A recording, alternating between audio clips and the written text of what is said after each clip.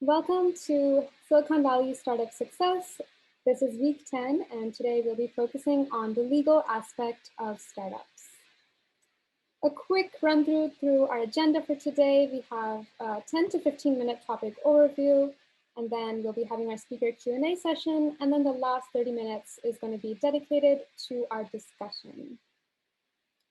So let's begin by thinking about the idea of startup law. And many entrepreneurs, they focus on their startup idea, and then they focus on building their product, taking it to the market, and then tending to investors. But one very critical aspect of any startup is to also take care of the legal aspects. Many of you may have seen the movie The Social Network, which portrays the story of the founding of Facebook and the lawsuits that have emerged. And here's a really short clip of a conversation between the actor playing Mark Zuckerberg and both sides of the legal teams. Very aptly, the movie's tagline summarizes the reality that we all have to be cognizant of. So let's take a look at a few other important legal concepts through the eyes of this movie. So whenever two parties discuss non-public confidential information, it is very recommended to have a legal contract like the non-disclosure agreement. And that basically captures the terms and conditions of how the information can be shared outside of the two parties. And NDA can be between two partners. It could be between an employee and employer, or basically anyone who discusses confidential items. And it's very important to understand the obligations and the terms and conditions before the agreement is executed. And one small example of the breaking of NDA and how it resulted in a lawsuit was actually between Tesla and Aurora, which was a former Tesla employee's self-driving startup company. And Tesla accused Aurora and his founder Sterling Anderson of poaching Tesla employees and making use of some of Tesla's confidential information from his employment. And this is one of millions and millions of such cases, and NDA is not only active during the engagement between two parties, but it is very perpetual. And usually, many startups, they have multiple founders, not just a single one. And the founders have to agree on several decisions and action items, and some of these decisions are better to be covered in a formal legal agreement. And some of the important decisions include how much stake does each founder get, which has to be in this document. And till now, there is a definite need for us to have an expert lawyer. And there are big law firms like DLA Piper or Dentons, and you could alternatively go for more affordable options like UpCounsel. And some of the decisions that you will have to make are many, including at what point should you get an in-house lawyer, or at what kind of insurance do you want to invest in to cover legal liabilities, and so on. And here are some more examples of startups involved with lawsuits. And again, there are many. And it's not just the time and the money that a startup will lose if proper legal attention is not taken care of, but it's the opportunity loss when tending to all of these lawsuits. And finally, here are just some of the topics worth considering when it comes to the legal aspect of startups. And I won't go through all of these as this is a huge list, but all of these are very important. And the one that I'd like to focus on for today is just IP protection. And that's because the real asset of a startup is the intellectual property. And so we should take care of protecting the IPs through legal tools. And of course, there are so many different articles on the internet, and here are a few of them from which I got the information I talked about today.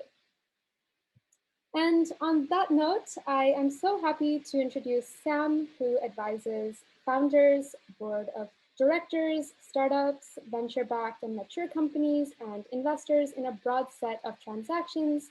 He takes care of mergers and acquisitions, strategic joint ventures, and corporate governance and board members. And Sam is consistently ranked among the leading lawyers for startups and emerging companies by Chambers USA and the Legal 500. And he was also honored on TechCrunch's inaugural list of top startup lawyers. And his marquee clients include Airbnb, GitHub, Microsoft, Quizlet, among many others. So on that note, I'm very happy to introduce Sam, and thank you for coming on today. Thanks for having me. It's great to be here and appreciate the nice introduction and the great context, Siri. That was really entertaining. And I think quite relevant as well. So there's a lot of material on this presentation. I probably will not go through all of it, but this is available for you to take. It's online, and I'm happy to answer any questions you have. Even though this is a lot of material, this is an extreme summary of these issues that you need to deal with. A lot of them depend specifically on the context of your startup, who the founders are, what your plans are for raising. But these are general, I guess, lessons for the wise when you're starting a company. I want to ask people if they have a question to please, feel free and speak up. It's hard for me to see the comments coming in sometimes, but just speak up. Sometimes it's difficult to wait to the very end because this is a rather lengthy presentation, so I'm fine answering the questions in real time. And Siri, let me ask you, how much time do we have for this presentation? Do you recall? Yes, we have till 7:30, so about an hour, okay. 15 minutes. Let's do it. All right. Things unnoticed that could kill your business, top legal issues for early stage startups. So there we go. So the first issue to think about is forming a legal entity. Absent this, founders will operate as what is called a sole proprietorship or a partnership. And there are two issues with operating in that form. One is there's no way to devise ownership of the business in an easy way. Two, it creates uncertainty around who owns what, in particular, as Siri mentioned, intellectual property used in the business. Third, less important for startups, but still a valid issue, is as a sole proprietor or partnership, the owner is liable for the obligations of the business. With a corporation or a limited liability company or a statutory partnership, the partners or owners or shareholders are not liable, absent some extreme situations, but generally not liable for debts and liabilities and obligations of the corporation. So that's one thing you want to do early.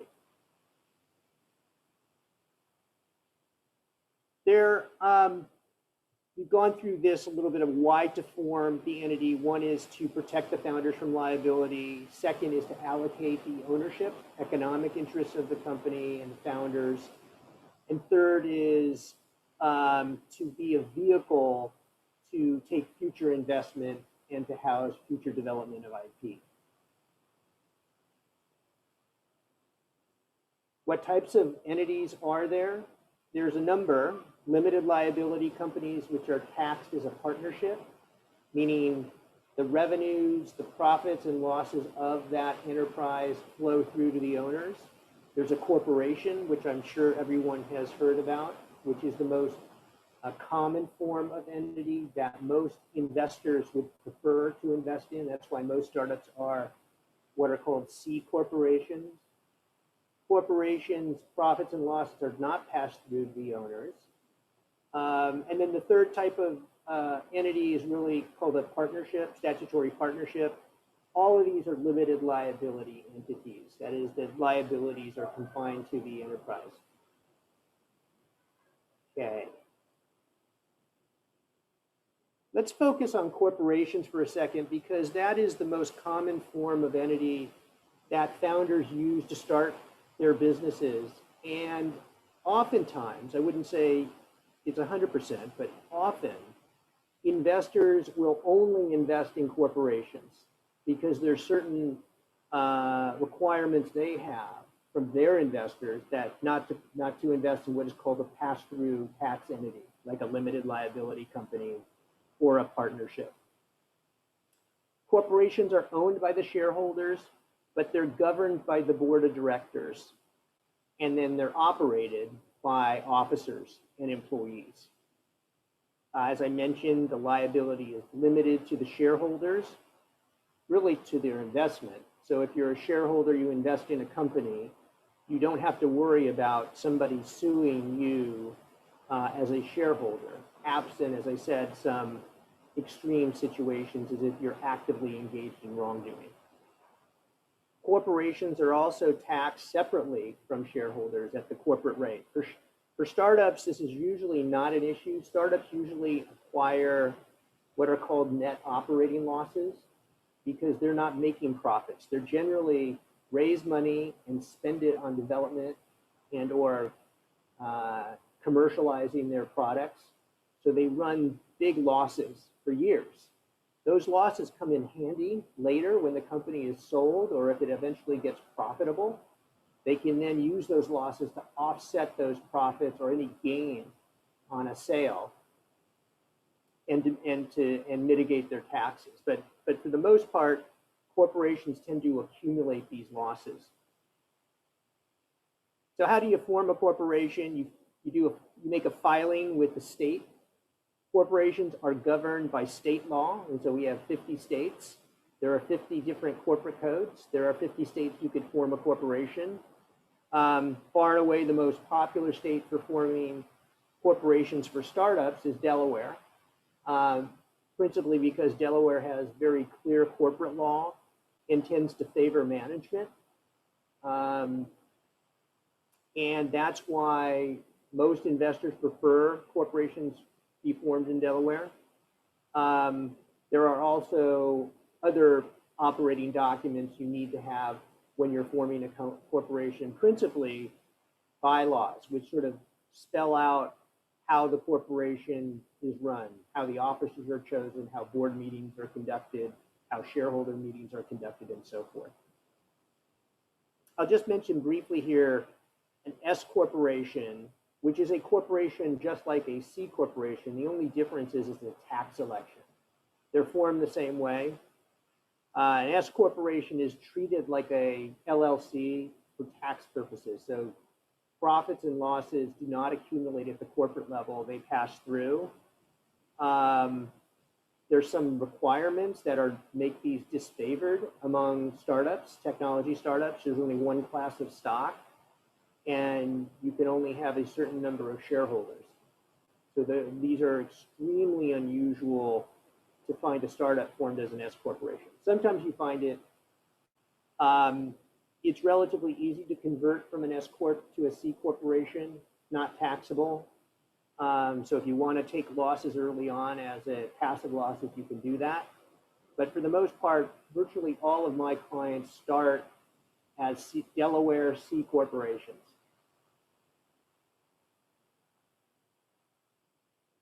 Okay, that was the first sort of issue number one, or important issue to consider, forming the entity, and forming the entity early in the company's development. It is very common to have founders start on an idea and start developing the idea, and then to say, hey, we should start a company.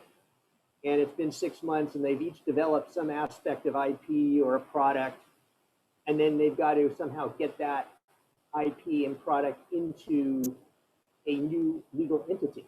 And so the earlier you can form the corporation relative to the starting of the development of the IP, the better. There are some things that limit that, such as, what if you're working at another company and there might be issues of conflict between what you're doing for your employer versus the new IP you're developing for your future company. Those are all very tricky issues and frankly not that uncommon. Okay, second key issue is make sure that the company owns all of its IP. Sorry about that.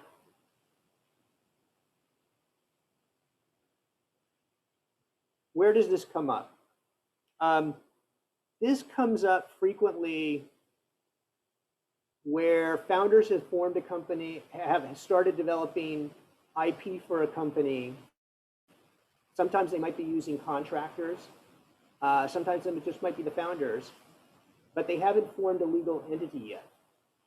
If that's the case, the IP is owned by the founders. And unless that IP is assigned into the company through a contract, it continues to be owned by the founders. And there are lots of cases where founders have forgotten to do this. And it's become an issue, especially if there's a falling out among founders before that assignment takes place. Then that can be a very tricky issue of how you get a former founder's developed IP into the company. So that can be a tricky issue. The other place where this comes up is sometimes founders will use contractors to develop IP. Very common. And unless there is a written agreement assigning the developed IP under that consulting or contractor agreement, the contractor retains the rights in that IP. Unlike an employee, if you've got an employee of the company under what are called work for hire doctrine, copyrighted material automatically is assigned to the IP by operation of law, by virtue of the fact that they're an employee. That rule generally does not apply to contractors, and you need a contract to assign that IP in. So all of these things are sort of happening early on in the development of a company where things are being done very informally and scrappily. And oftentimes there aren't contracts and you figure you'll clean it up later on, and oftentimes you can't. It becomes a problem if you can't, and because then you need to reach back out to these people to get them to assign IP into the company. Just briefly working through this slide, this first slide. The first bullet is the issue I mentioned. If the founder started a company while working for a different employer, they need to ensure that the employer doesn't have any IP ownership or claims over the new company.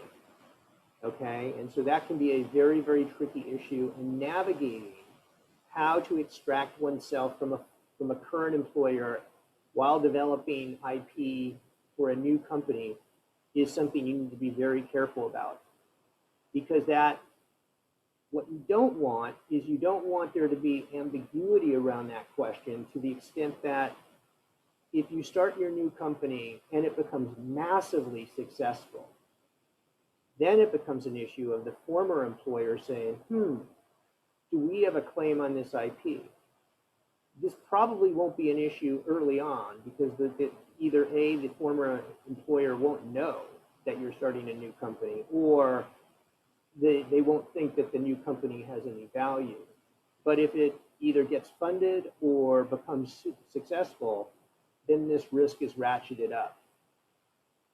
The other thing I'd say is, when you go to raise money in a priced round, and I would distinguish from a priced round from a funding round where you're doing a seed financing, such as where you're issuing notes or safes, the investors, venture capital investors, will conduct due diligence on the company. And they will look at where all the IP came from, and if the company has all the IP it needs to execute on its business. That's why all these issues about what the founders were doing before they started the company will come to light and will need to be worked through. So these are key issues. I would say one other thing, the third point here is make sure anyone who works for the company founders, future employees, consultants, assigns the IP to the company in a contract. Even employees, even though by law they are deemed to have contributed IP to the company under the work for hire doctrine, should still have them execute what's called an employee invention assignment agreement. I had a client once that was a very sort of hacker culture, didn't believe in a lot of formality or hierarchical management structure, and was very lax on a lot of these practices. They had grown significantly. They had 150 employees, 110 of which were developers, and they were doing their first Series A round. Immensely successful company, was able to get to this level of success through bootstrapping and through the success of its product without any external funding. So they got pretty far on their own. But when they went to raise a round, and this round was a Series A round at $100 million, they were raising $100 million at a $750 million pre-money valuation. So just an incredible, this was their first funding round, sort of an astonishing situation to be faced with. Now, of course, investors who are putting in that kind of money into a company are going to be very, very careful and scrutinize the company. And it turned out with this particular company that they had not gotten employee invention assignments from any of their employees. And so their entire employee base was under no obligation other than through employment to assign their IP to the company. That became a huge sticking point in the financing and almost blew up the financing. What the company was able to do was to go and get all of its employees to sign these agreements on the eve of the funding. But suffice to say, that was a company that investors were really leaning into and really wanted to own a piece of. And so they were willing to look past and or be flexible with some of these issues to an extent that I think most investors would not.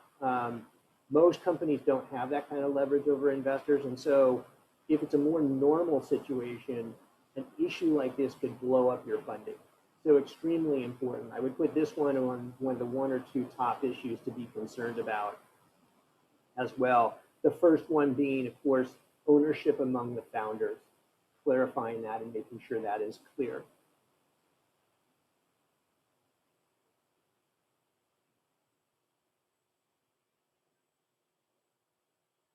I'm not going to spend much time on intellectual property basics, but you can read through this slide and it will give you some idea of what the basic notions of intellectual property rights are.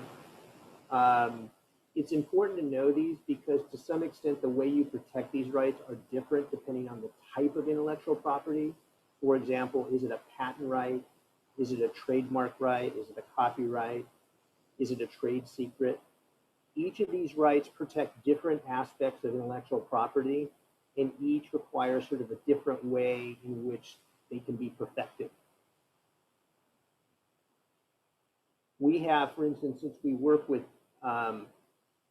technology companies, and obviously those companies, their intellectual property is paramount to their success. We have a substantial number of lawyers in our firm that are just dedicated to this particular specialty. It's a little bit like the practice of medicine. The practice of law has a ton of specialties, and one of these are intellectual property, but also subsets of intellectual property. So there's separate lawyers who work on trademark, copyright, and trade secrets, and patent. Those are all specialists. One of the keys early on, I think, is getting good, pragmatic, let me underline pragmatic advice regarding intellectual property, especially if it relates to patent rights, which can be very powerful, but are often unnecessary for startups, especially software startups, and can be very expensive to pursue. And so that's why I say you need to get counsel who is thoughtful and pragmatic and understands what the world is like to a startup and what matters strategically early on. And so I know that's very high level, but that's one thing I would be thoughtful about.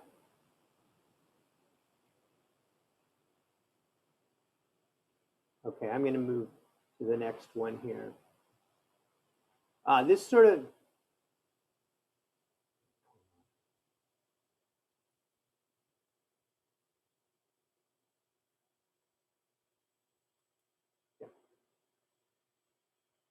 okay. This is what we talked about. It is related to intellectual property. I have to tell you that in my experience, this issue comes up over half the time when I'm talking with new founders about a company that they're going to be starting. A lot of my clients are former clients of mine whose companies were acquired, and as part of the sale process, most of the time, founders or CEOs will go to work for the buyer, and they'll be under an obligation to work for a couple years under a non-compete. The buyer will buy them, and they cannot compete against the buyer for a period of, it's a negotiated period, usually it's 2 to 3 years from the closing of the sale of their transaction. And oftentimes these clients come to me, while they're working at their current employer, and they say, we want to start a company, our non-compete is about to expire, we're ready to go. And sometimes it's not even in that context. Sometimes they're just, people have got to make a living, they're working at an employer, they're working at one of the big tech companies, and they want to go out and start another company. Competing against your employer is permitted under California law. California is one of the, I would probably say the one state where there is a freedom to compete, freedom to start your own company more so than other states, which permit non-competes. California generally, outside of a sale of a company transaction, does not allow an employer to require an employee to sign a non-compete. It will not enforce a non-compete against an employee. Again, except in the context where a company is bought, in the context of an acquisition, that's the one context where a new employer can impose a non-compete. That isn't the case for every state. Texas, Florida, New York, others all allow non-competes. So California is a very sort of pro-employee state. And so you can compete against your employer so long as you do not violate the duty of loyalty. That duty of loyalty means that you won't take anything of the employer, you won't use any of their IP, and you don't use confidential information of the employer. So here's some examples of restrictions that constrain an employee's ability to go out and compete. Prohibits, first of all, it is permissible to prohibit competition during employment. It is just not, under California law, it is just not enforceable to prohibit competition after employment. So the employee could quit and then compete. Non-disclosure clauses, every company should have these, even startups. Those are absolutely permitted. Non-competition clauses, we talked about that. Generally not permitted in California, except in narrow contexts. Non-solicitation and no hire clauses. These are tricky clauses. These basically say that after you've left our employment, you cannot solicit the employment of anyone who's working for us currently, and sometimes they go even broader than that. They sometimes say, or any former employee who was last employed with us, X months ago. These prohibit former employees from soliciting their friends at the employer's place. And these are frequently, these non-solicit covenants are frequently the source of litigation and or conflict among departing employees and their former employers. So these are all things to be careful about. How you start your company, what resources you use, when you work on your new company are all key issues. I generally tell founders who want to start a company that the ideal, and I know I'm not in your shoes, but the ideal situation is you would leave your employer. and you'd start the business with a clean break. If you want to start your company while you're employed, and sometimes this is an economic reality, do not do so on company time. Do not use any company equipment. That includes computers, that includes the network. Do not use company confidential information. And be able to demonstrate that. Remember, you may be able to get away with a lot because your employer isn't paying attention, but when you go out to raise money for your new company, these are questions that are going to be asked.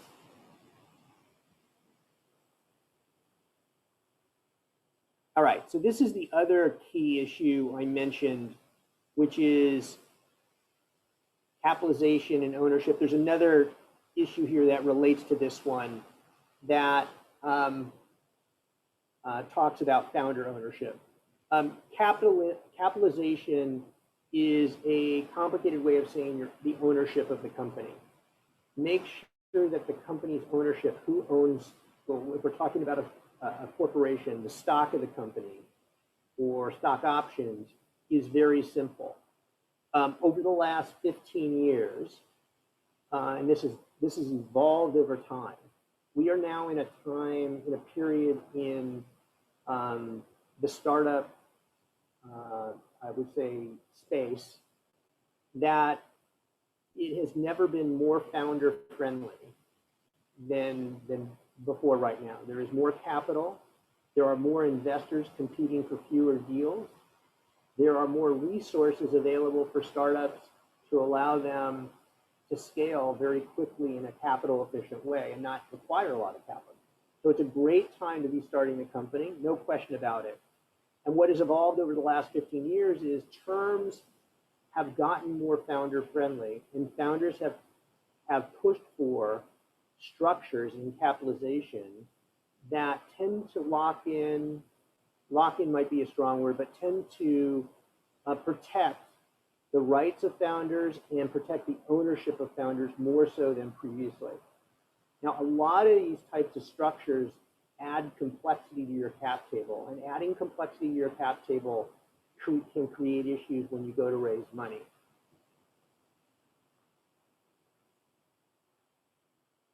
Let's talk about the initial allocation of equity among multiple founders. A very common situation. You've got 2 or 3 or 4 founders. The first question I ask founders is, so what is the ownership of the company? Who owns what? Oftentimes it comes back, oh, we all get the same. It's all 25% for 4 founders. Probably not how it should be distributed based on contribution, but I'm sympathetic to the fact that that can be a very difficult conversation to have among friends. And I also recognize that it's early, that roles will be changing, and who knows who will be adding the most, who will be contributing the most further down the road. But I would ask this question: what is each founder contributing? What is each founder expected to contribute going forward? The key question at this stage among the founders is, what is each founder's percentage ownership of the company? At this point, the founders will collectively own 100% of the company.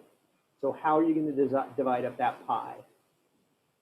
And I'll make this observation. The founders divide up the pie, the 100% of the pie. Now, from that point forward to when the company exits in an IPO or gets acquired, the founder's 100% is going to be diluted down unless something extraordinary happens. To minimize dilution, there's 2 ways to go here. Be very capital efficient and grow the company. Most of the time, to build a big enterprise, i.e. over $100 million enterprise value, you necessarily will have to raise money. So it's a question of growing the pie bigger, not necessarily preserving or avoiding dilution. Because I think naturally you have to accept some dilution if your aim is to grow the company to become a very, very significant enterprise.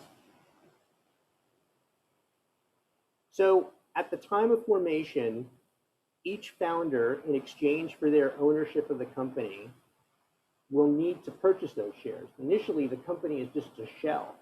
The corporate, it's formed by filing what's called a certificate of incorporation in Delaware, articles of incorporation in California, and it has nothing in it. It's basically a shell. It doesn't even have shares issued. The shares are issued to the founders in exchange for either cash, usually a very nominal value of cash, plus IP. I like to have the founders just in a blanket way assign any and all IP related to the company's business into the company. So we have, at that point, we know that the company has all the IP that ever existed pre-incorporation. It's important to think about what each founder is contributing. That is documented in a contract, an IP assignment contract. And as a part of the founding documents, the founders agree that anything they develop going forward will be owned by the company. The thing that I would caution founders to avoid doing is quote unquote off the cap table equity awards, such as promises to friends or family or potential employees that is not reflected in the cap table. And this will all come out in the financing, in your first financing. And if these people come out of the woodwork and start asking for ownership, the new investors aren't going to pay for that. It's going to come out of all the insiders. And if things are too messy, then it begins to reflect on the founders as well.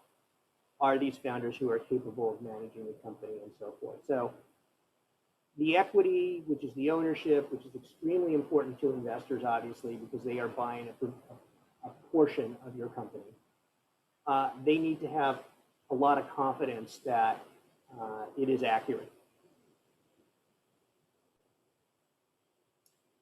One other thing that's worth mentioning, it, in practical terms, isn't an issue at the time the founders buy shares, but whenever a corporation issues shares or options or any security, it has to comply with federal law and state securities laws.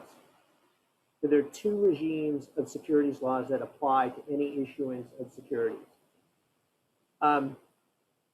An issuance must be either registered, like a public offering. You can either choose to register your shares by going through all the hoops that are required to become a publicly listed company, in which case you can issue those shares to the public, and you have an automatic exemption in every state.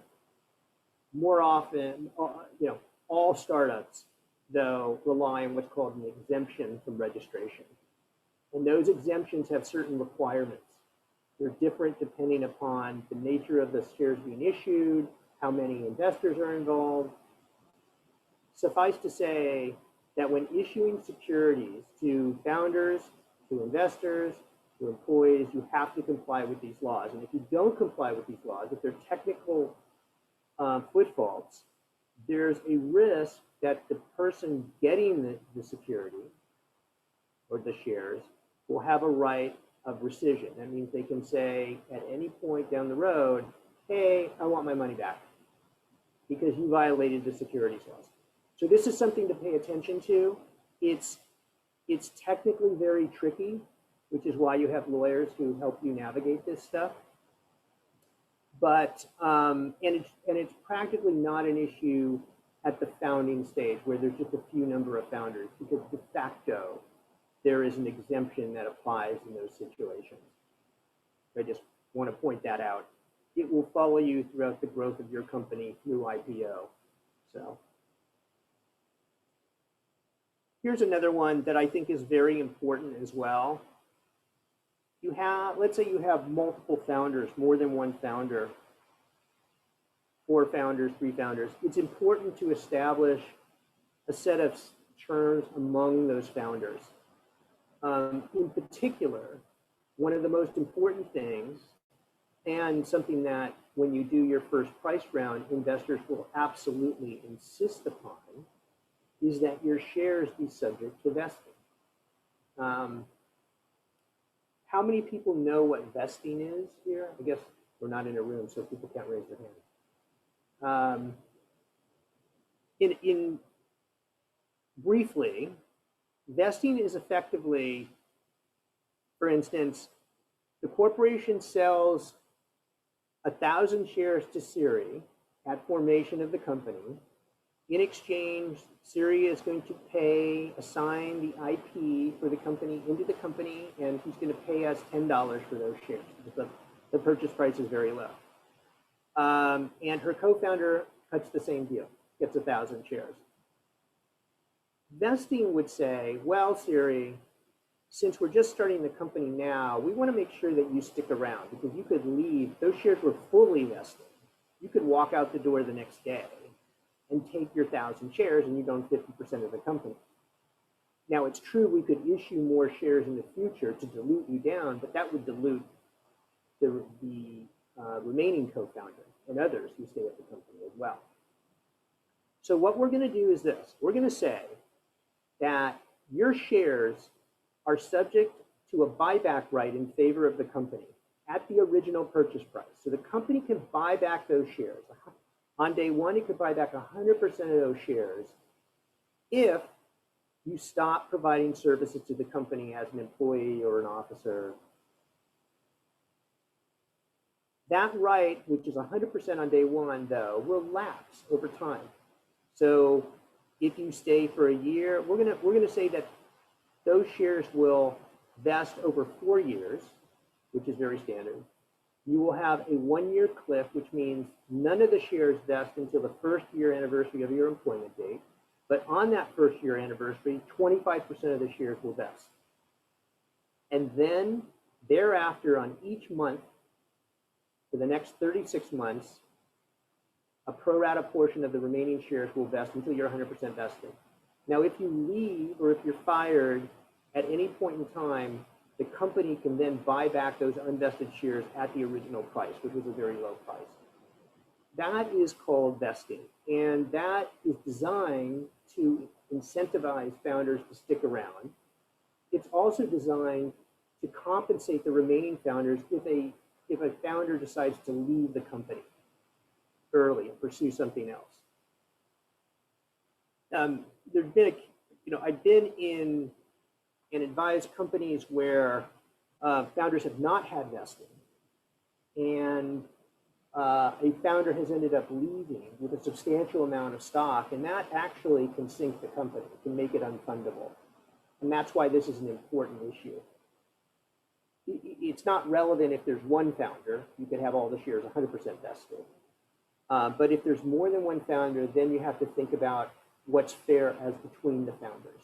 And no one likes to think about this early on. You're starting a company, there's no thought given that somebody could leave within a year, but it happens, and it's more common than you think. I'd also point this out. Been involved in a lot of companies where the company has actually gone a fair amount of time with just seed funding. And so by the time the founders hit their first price round, they're doing their first Series A, they're substantially vested. Let's say they've been working for 3 years and they're 75% vested. It is almost a certainty that the new investors who are leading that Series A round will say, we love this company, we want to invest, but we want the founders to revest some of their vested stock. Founders oftentimes, what do you mean revest? I've earned these shares, I've put in the work, these are my shares, I'm not going to revest them. Well, the new investor investing has the same concerns that existed at the time of formation. Is early stage companies, investors are focused on the founders. That's why they're investing in the company. And if they invest in the company and a founder were to leave shortly thereafter, that would be a disaster. And so they're going to want some incentives to get the founders to stick around. And so this is a very, very common request. There's some things you can put in place to protect against you being terminated and losing your unvested stock. There's some mitigation measures that can be put in place, but the request to revest some of your shares, if you're substantially vested at the time of the financing, is almost a certainty. You can anticipate that conversation. So on this slide, very quickly, agreements among founders, we call these prenuptial agreements. Company has a right to reclaim unearned equity on termination. Right lapses over time, as I described. Standard is 4 years. Ensures that founders and employees remain with the company and avoids a free rider problem, that if somebody were to leave with 25% of the company and not do anything while the others are working full time, creating value. Usually a prerequisite to a VC funding, as I mentioned. Acceleration of vesting upon changed circumstances. Now, this is a possible downside protection that you can negotiate for founders. If the company gets acquired, you could have some of the unvested shares accelerate. If the founder is terminated without cause, you could have some of the shares accelerate, some of the vesting accelerate. Now, at the time of funding, I tell founders, we can put in place anything you want. You could put in the most favorable acceleration terms. I don't advise it. I advise adopting terms that are sort of aggressive, sort of market aggressive, but still market. Ideally, what you want is terms that will protect the founders, but not rise to the level where the VC feels they have to have a conversation with the founders about these types of terms. So you avoid the conversation entirely. I should mention something about the Form 83B election because it's an important tax consideration for founders. When founders acquire unvested stock, or if they exercise options into unvested stock, they're usually doing so to start their capital gains holding period, to start their tax holding period. In order for that to be the case, though, you have to make a filing with the IRS, and that filing has to be made within 30 days of the date those shares are acquired. And that will start your capital gains holding period. If you fail to file your 83B election, whatever you do, make this filing. There's no downside to making it, make the filing. If you do not make the filing timely, then, and you buy unvested stock, then the founders are subject to tax as the shares vest over the vesting period, based on the value of the stock at the time they vest. So if, in my example, Siri paid 1/1000th of a penny for a share, and she got her 1,000 shares, but she didn't file her 83B election, which I know she would do, so this is purely a hypothetical. On the first vesting date, on the 1-year anniversary, we talked about 25% of the shares vesting. Then we would look at what's the value of those shares on that vesting date. Has the company raised around, let's say the company did raised $5 million and a $15 million pre-money, so it had a $20 million post-money. So suddenly, let's say Siri's interest now, instead of being 25%, is now 20%. Siri's 20% is millions, worth millions. And so a quarter of that, because it's vested, would be subject to tax. And then each month thereafter, as the value of the equity continued to rise, she would be assessed tax as well. That's why this is such a dangerous filing, and it's one that you really need to pay attention to if you're buying invested stock. There have been cases where founders have just forgot to do it. And years later, they realize when the company is being acquired, the acquirer is doing due diligence and says, did you ever file your 83B election? Yeah, I think I did. Oh, could you please get a copy of it? I can't find. Yeah, so it becomes a huge issue. So just that's my nag on everyone here. So just make sure you make that filing. There are other things here that I like to put in agreements among founders, one of which is restrictions on, while the company is private, restrictions on your ability to transfer shares, with some exceptions to family members or for estate planning purposes, or with the board approval. I'd like to have the corporation have the ability to control who is trading stock in the company as part of a secondary market. Companies should be able to control who's on their cap table And absent these types of restrictions, shareholders can sell to whoever they want, subject to the securities laws I mentioned. Not a huge issue for young companies, but as companies get hundreds and hundreds of shareholders, it can be a really big issue. And this is one of the principal issues that drove Facebook to go public. They did not have transfer restrictions. They had thousands of shareholders, and what ended up happening was a secondary market developed among these shareholders who started trading these shares to other buyers.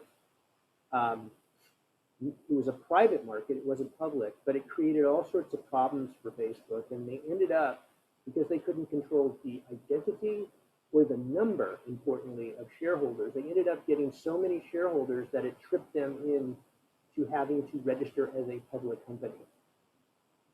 Which is why they decided just to go public. One of the reasons. So I'd like to have restrictions on transfers. It's also very common to have for the company to have a right of first refusal if a founder wants to transfer shares that are approved. A right of first refusal is an agreement where the company gets to buy the shares that a founder proposes to transfer under the same terms.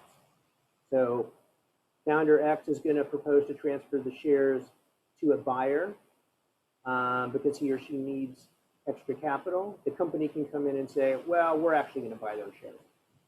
Now, there are all sorts of requirements for corporations to buy shares, but it's great to have this, and this is a pretty standard term among the agreements for founders and investors, frankly. Voting agreements, proxies, agreements to vote a certain way are all permissible and should be thought through carefully. Mark Zuckerberg, as many of you probably know, had voting agreements with a lot of key shareholders and was able to control that company even though he held not even close to a majority of the voting stock. And so this is one tool that can vest more control in certain shareholders or the founders. A buy-sell agreement is something that's generally uncommon for tech companies. It's more common with lifestyle companies, restaurants, dry cleaners, those types of businesses. But a buy-sell says that if at any time I can make an offer to buy your stock, but if I make that offer to buy your stock, you have the right to buy mine on the same terms. And so it sort of incentivizes founders to be thoughtful about, first of all, it incentivizes founders to be thoughtful about who they take on as founders, but also about making an offer to buy out another founder. And this goes without saying, co-founders are key. It's like a marriage. In some respects, it's more, it can survive marriages, and you're going to be working with these people for a long time very closely. So it's incredibly important to choose your co-founders carefully. I'm going to skip over this one. More relevant when you've launched a product and you actually have an offering, a product or service offering that's being that's gone to market. But this is very important as well. Terms of service, define sort of your business model. Privacy policy is functionally required now as a requirement of doing business.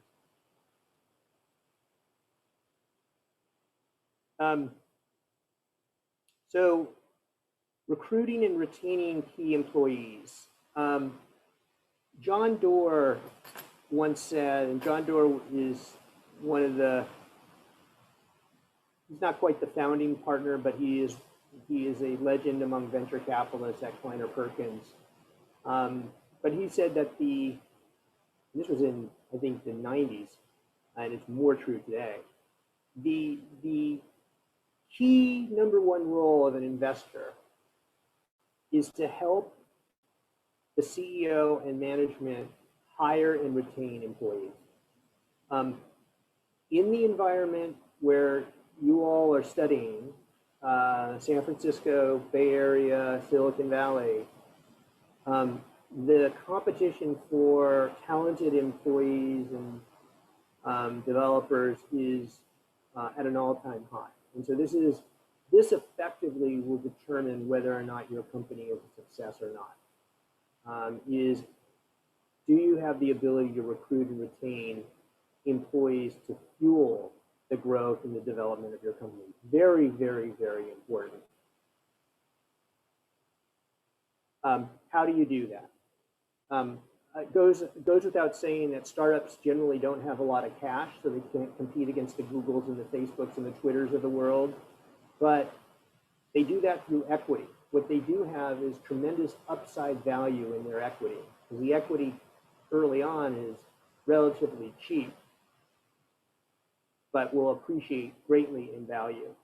And so very, very common, almost table stakes, when you're offering, when you're hiring employees, making offers of employment, is to offer them some equity in exchange for joining the company. Usually that's stock options under a stock option plan. The grant of stock options is subject to a lot of regulations, both on the security law side of things and also from under the tax rules. More importantly, the tax rules. There's a lot of tricky tax requirements that need to be complied with, mainly that when you grant a stock option or you sell shares of restricted stocks like founder shares, you have to sell it to the employee, or the option has to have an exercise price equal to the fair market value of the common stock on the date you grant that equity award. Who knows what the fair market value is? This isn't a public company. There's no public market. Well, there's been a cottage industry that's sprung up of valuation firms that will do what's called a 409A valuation that the board can rely on in determining fair market value. So those valuations are very important. Options are desired by employees because they don't have to spend any money out of pocket. They can hold the option until a liquidity event or until they decide to exercise. The options are subject to vesting, as I described. There's a lot to consider with stock options, both in terms of how many options to give an individual employee, depending on who they are and what their role is, to the vesting terms. And so this is something you're going to want to work through with your counsel very carefully. And your board investors will also have input on this as well. Another issue that comes up in the employment realm is the employer classification issue. And this was an issue that some of you may have heard of, and that was in the news, where Uber drivers were the Labor Commission brought a claim against the company, claiming that they were not contractors, that they were employees, and Uber had to comply with the employee rules regarding wages and vacation time and benefits and all of those things. It is very easy to misclassify employees as a contractor or as a contractor when they should be considered an employee. Not uncommon at all. It is not determined by contract. So the employer and the individual providing the services can't just agree that, well, you're going to treat me as a contractor. It is a facts and circumstances type of determination. And I will bet you that if that person is providing regular services to you, they are almost certainly an employee. This is something to be careful about because it's an issue that can fester and become a bigger issue down the road. Usually isn't a problem because no one complains early on. But later, if you've hired a bunch of people, I had a client who had done business and hired a couple contractors to do some development work for them. This number grew over time, became 30, 40, 50 people who were working in this capacity. And at the time, they had no problem with it. No one had complained. They had no issue with it. The investors didn't even raise an issue with it. But when they terminated somebody as a contractor, that person went to the Labor Commission and said, I want unemployment insurance. And the Labor Commission sent a notice to the company, and the company responded, this person isn't an employee, they're a contractor, they're not entitled to unemployment insurance. And that is what triggered an audit by the Labor Commission, eventually ending up with a settlement of several $1 million to resolve the issue. So this is one to be very careful about. This is a very technical legal issue to determine this, but it's important that you don't let this grow.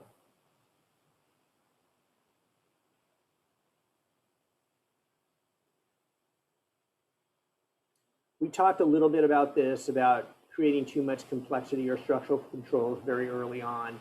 I'll just mention one thing that I've had a couple clients ask about, and this slide describes some of the various devices that founders oftentimes want to put in place. But one of them was a founder who had some very valuable IP. And as I mentioned, part of the deal with the startup is you have to assign all that IP into the company. It is no longer yours, it's now the company's, owned by the shareholders, and of course, subject to claims of creditors. So if the company ends up not being successful and going under, that IP now is an asset of the company, and it is used to satisfy obligations of the company, be it creditors, be it employee claims, and ultimately investor claims, if there's enough to go around. This founder wanted to have an agreement that if the company ever became insolvent, that the IP would automatically be assigned back to the founder and licensed back to the company in an non-exclusive way. That raised all sorts of alarm bells with the investors who wanted to invest in the company. Because mainly it sort of highlighted the founder's, downside aversion to taking downside risk. And that created doubt in the minds of the investors of whether the founder was in this for the long haul. So that's just one type of example of sort of a complex, non-standard type of term that can create issues. These other types of control devices, super voting stock, so giving the founders shares that vote 10 to 1 and everyone else giving shares that vote 1 to 1. Multiple director votes, so the board, certain directors have more than one vote on the board. These are all things that are, I wouldn't say they're rare, but I would say they're not standard. And so they're things that you're going to have to explain and the investors are going to want to understand. Are we on time? All right, so we're doing okay. All right, properly structure your first round of funding. So one thing I explain to founders is common stock is used to compensate founders and employees. It is not used to sell to investors. And the reason is you want to keep the value for tax purposes of the common stock low. That helps employees and makes your company more competitive in terms of recruiting employees. Because if they can buy that stock at a low value, they will eventually sell it for more multiples when the company is acquired or when it goes public. Preferred stock is what is used to sell to investors and others in a price round. Usually the first round of funding, though, isn't a priced preferred stock financing. It's a safe round or it's a convertible note round, which I'm sure many of you are familiar with and have heard. They're desired because they're easy to put in place. They cost a lot less to negotiate. And you don't need to come up with a valuation for the company like you would for a price round. For a price round, you are selling a certain number of shares at a certain price for a certain percentage of ownership in the company, which requires that the investors put a value on the company. And for early stage companies, that can be more art than science. In fact, it can be like throwing darts at a dart board while you're blindfolded. So The beauty about convertible notes and safes are they don't have a value. They simply say, when you do your first priced round, later on, when you've got more metrics and you have professional investors come in who can actually value the company, then our safes and notes will convert, usually at a discount to what they're paying. And we'll base whatever we get in the company on that valuation determined at the time of the price financing. And that's why those are, they're cheaper, less documentation, and you don't need to come up with a valuation. Those are big advantages to use safes and convertible notes. Safes and convertible notes, as I mentioned, will almost always convert at a discount or what's called a capped valuation.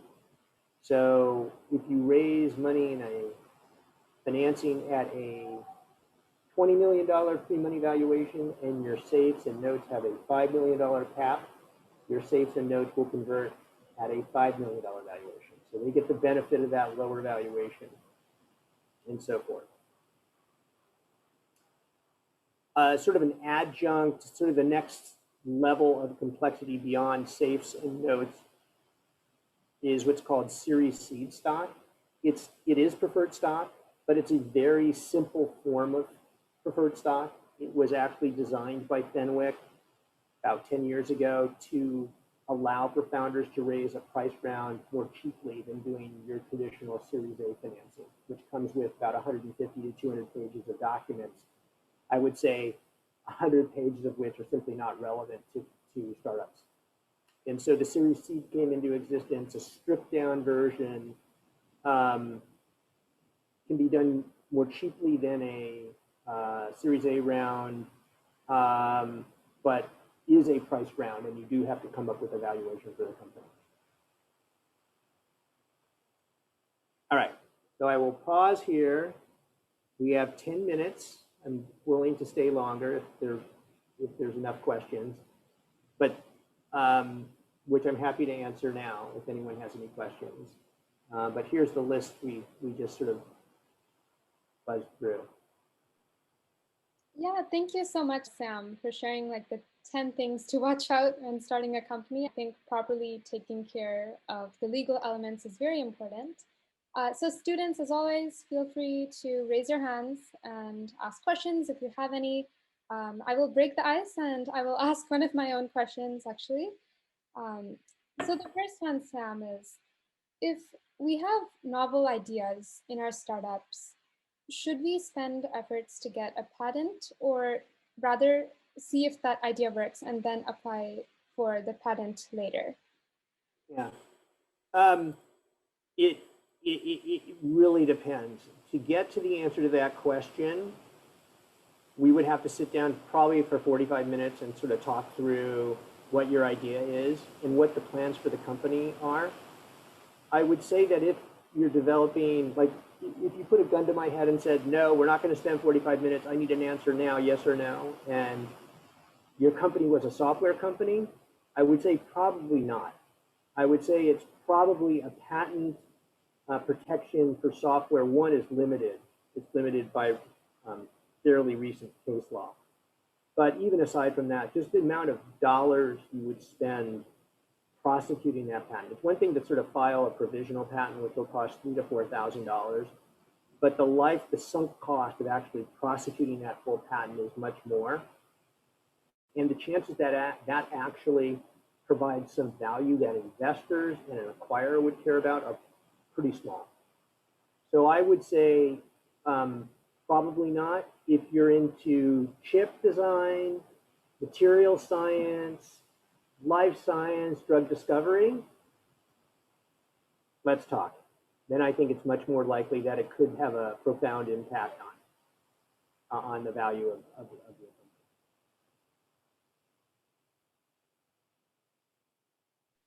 Yeah, William, go for it. Hi, Sam. Thanks for being here. My question is, what are the most common issues you have seen in between new founders and co-founders when they're like trying to launch and legalize their startup? So I would say, first of all, and surprising to me, although I might not be exposed to it because I get, the founders sort of come to me with a, here's what we're going to do. But I suspect one big issue is the ownership. Who's going to get what of what? Now, oftentimes, I'm sure that people who work together a long time and are collaborative, they reach that conclusion very quickly, like, oh, we're going to go 50-50, or you're going to be the technical guy, so why don't you take 60 and I'll take 40, but that would be one issue. I think a very common issue, and I mentioned this, is how are we going to extract ourselves from our existing employer?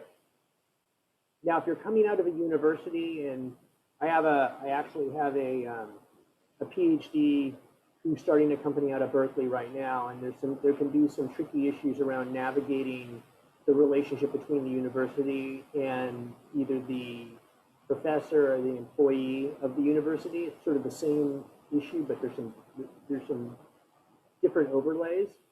But I think how to extract from an existing employment or service relationship is also another common issue as well. Thank you. Yeah, Yash, go for it.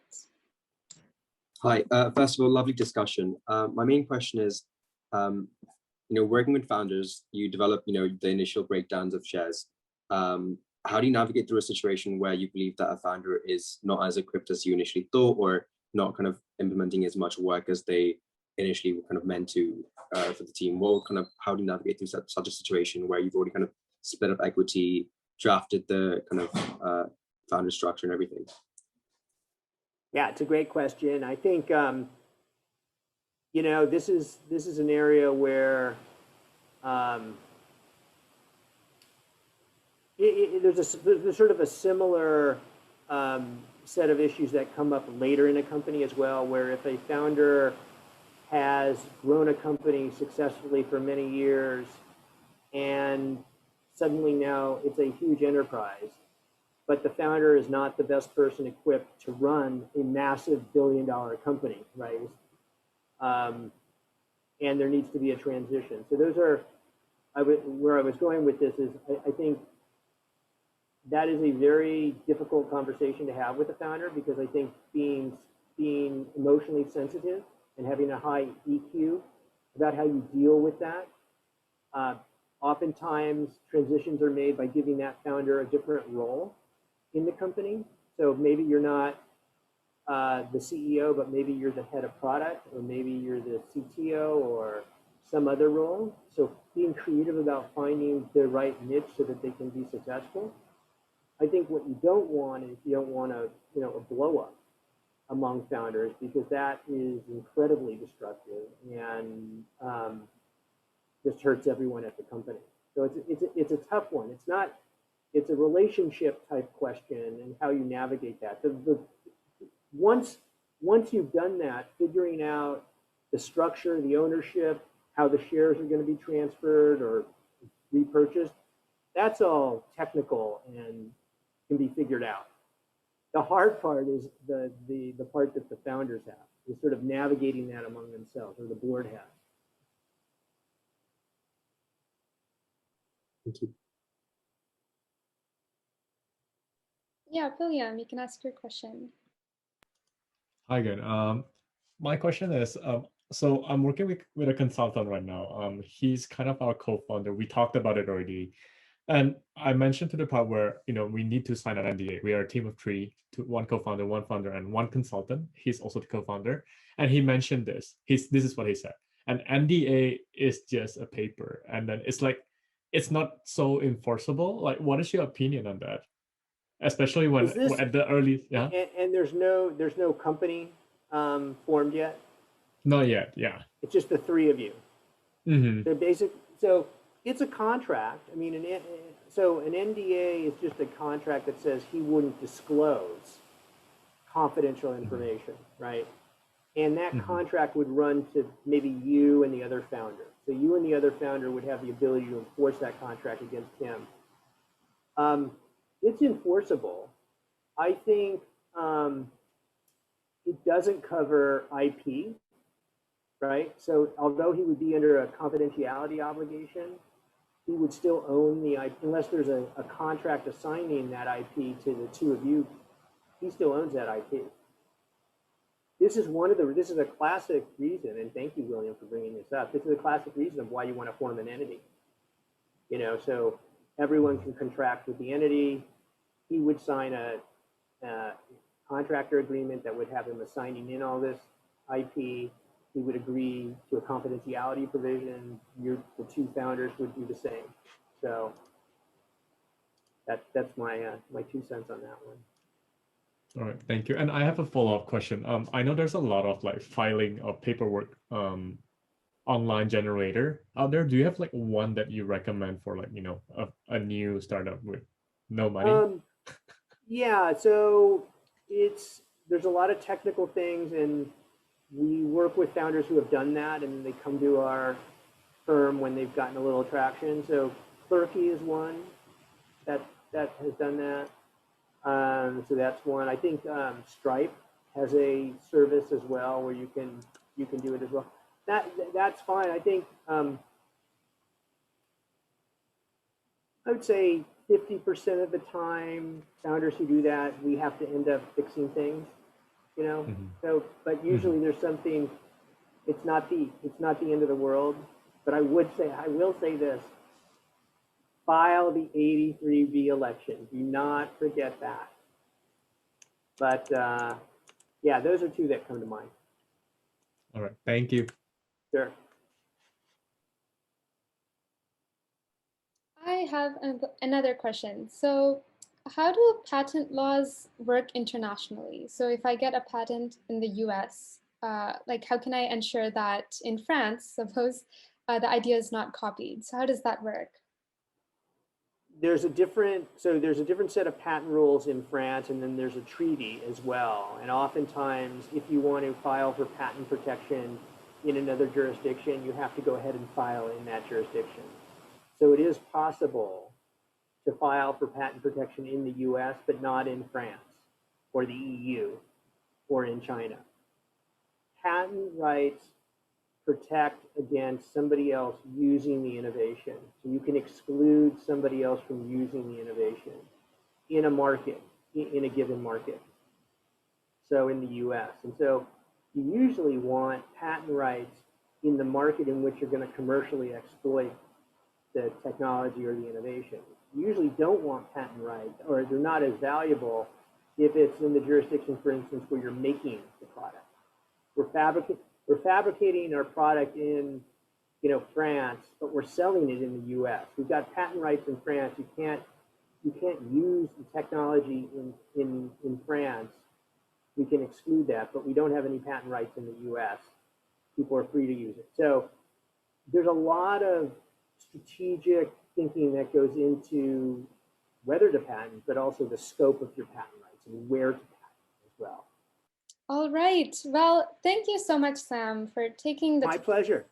And it was really interesting. And for any sort of startup in any sort of field, this is very applicable, and it's very important to manage the legal aspects as well. It's not just building the idea or taking it to market, finding investors. The legal element is so important. So thank you so much, Sam, for all of your insights this evening. My pleasure. Thank you, everyone, for having me. Thank you. Bye. All right. So let's get into logistics. So for logistics today, both April 5th Emerging Technology assignment and the project assignment 9 are due yesterday, and please turn them in if you haven't done so.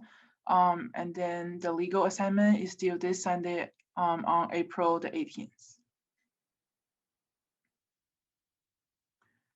So the final project assignment influences your final grade.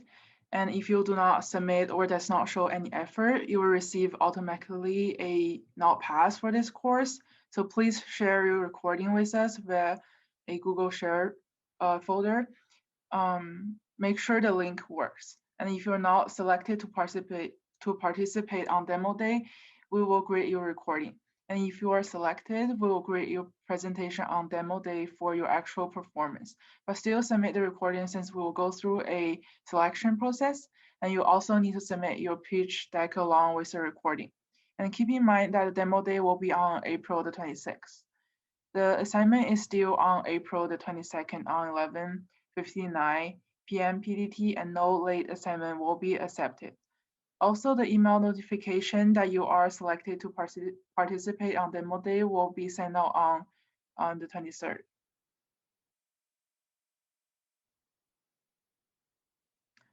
So for next Monday, it will be our last class, and then we have invited Michael Sibyl from Y Combinator, and then the attendance is mandatory.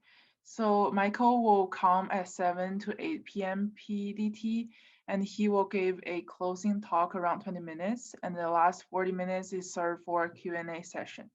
And the questions can be any topic that you are curious about, and please prepare your questions in advance.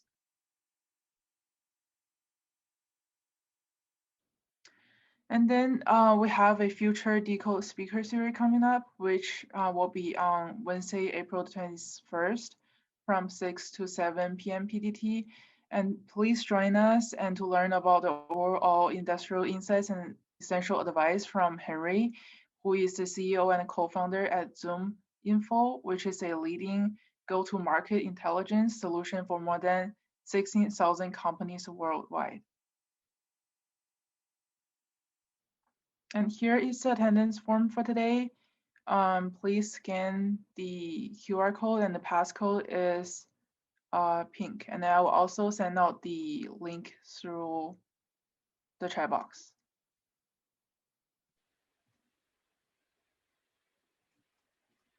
All right, let's move on. And I think, yeah, I have the breakout room ready, and then we have our discussion section.